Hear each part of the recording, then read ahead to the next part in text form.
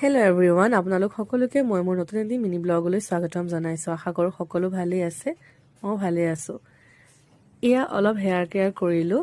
চুলিখিনি বহুত বেছিকৈ সৰিছিলে, সেইকাৰণে বোলো ইন্দুলেখা হেয়াৰ অইলটো দেখি থাকোঁ ইউটিউবত মানে ৰিভিউ, চ' বোলো ইউজ কৰি চাওঁ। আপোনালোকে বাৰু ইউজ কৰি চাইছেনে?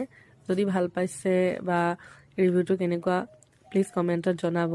তাৰপিছত মই অকণমান প্ৰাণায়াম কৰোঁ বুলি বহিলোঁ। আপোনালোকে বাৰু প্ৰাণায়াম কৰেনে? প্ৰাণায়ামৰ ফলত আমাৰ মন প্ৰাণ সকলো প্ৰফুল্লিত হয় আৰু বিভিন্ন বেমাৰ আজাৰৰ পৰাও আমি মুক্ত হৈ থাকিব পাৰোঁ। বিভিন্ন ধৰণৰ প্ৰাণায়াম আছে আৰু এই প্ৰাণায়ামবোৰৰ ফলত আপোনালোকৰ যি বিভিন্ন ধৰণৰ টেনশ্যনছ থাকে বা বিভিন্ন ধৰণৰ কামৰ ষ্ট্ৰেছ থাকে, সেই সকলোবোৰ দূৰ কৰিব পাৰে আৰু লগতে আমাৰ যিটো শ্বাস প্ৰশ্বাসৰ ব্যৱস্থা সেইটো সুন্দৰকৈ চলি থাকে। এনেও ঠাণ্ডাৰ দিনকেইটাত আপোনালোকৰ বাৰু চৰ্দি লাগেনে?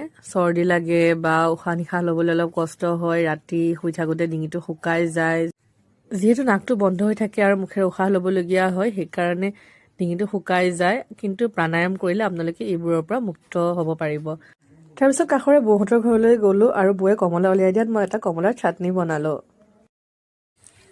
কি খাইছা? কমলা কমলাৰ কি চাটনি টেষ্টি নে? টেষ্টি খাই পেলাই কোৱা, এনেই চাই পেলাই ক'লে কেনে টেষ্টি টেষ্টি।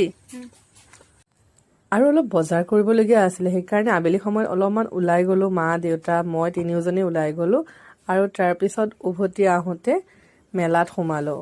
মেলাৰ পৰা এই মোবাইলৰ কভাৰ চভাৰ ওলাইছে, এইবিলাক কিবা কিবি বোলো এইবিলাকে কিনিলোঁ। দুটা মোবাইল কভাৰ কিনিলোঁ, এখন টেম্পাৰ গ্লাছ লগালোঁ আৰু এনেই অলপ মেলা চালোঁ। আগতে মই দুবাৰ গ'লোঁ মেলালৈ, মা আচলতে প্ৰথমবাৰহে গৈছে এইখন মেলালৈ। আৰু মেলাত মই দুটা চুৱেটাৰ কিনিছিলোঁ আগতে। এইখন মেলা মানে বহুত দিনকৈ চলে, চ' মাইক অলপ দেখাই লৈ আহিলোঁ। আজিলৈ ইমানেই, bye bye, will meet you চুন।